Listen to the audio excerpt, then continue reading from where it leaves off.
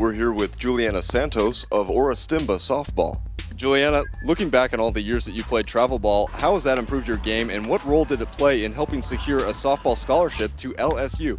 I think that it's helped me more mentally than anything else because, it's better competition. My coaches helped a lot. The coaches really teach you all the small things about softball and where you're supposed to be when you don't have the ball and you always have a job to do.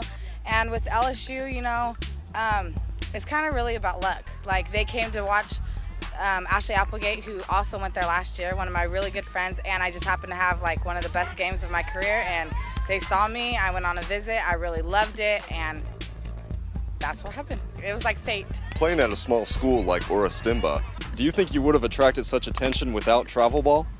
No, probably not. There's a lot of schools, there's quite a bit of colleges, like Merced comes, the Merced JC and MJC and Stanislaus, but other than that, I don't think that I really would have got much recognition. Yeah, it was definitely more like a job. I mean, it's when you're doing good, it's a lot of fun, but when you're struggling, it's a job that you have to work on every day. I go to hitting coach, I go to throwing coach, I go to fielding coach.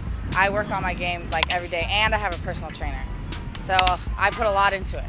You've only struck out once this season, against East Union's Aaron Ravelo, the state's top strikeout pitcher.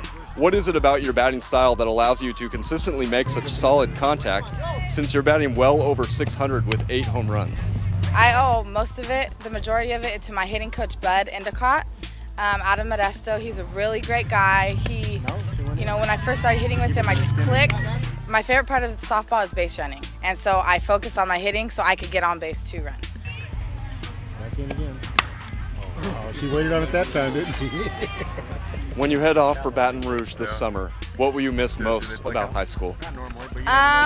Probably just the small, like the atmosphere, they're so close-knit and it's such a small community. And when I go to Louisiana, it'll be quite an experience. It'll be a culture shock, but I think that's what I'm really mostly looking forward to is the change. I've already started, preparing. I have the summer workout and everything, and I'm pretty excited, but I'm nervous. I mean, it's a long way away, and it's kind of just hitting me now, like, oh crap, I'm going all the way to Louisiana. But, I think it'll be a lot of fun, and for the most part, I think I'll be ready. Casey, what sets Juliana apart from most of her peers? Her mental or physical skills? What in particular? Well, I would have to say it's a combination of both. Physically, she's a very strong player, and mentally, she just knows softball very well. Her work ethic definitely sets her apart. You were unbeaten and won a state title last spring, and most of your team is back. How have you kept them motivated? Well, I always try to make them think that there's always to never be satisfied, and there's always things that they can improve on. Little things that they can always be working on, and to never be satisfied, they can always be better.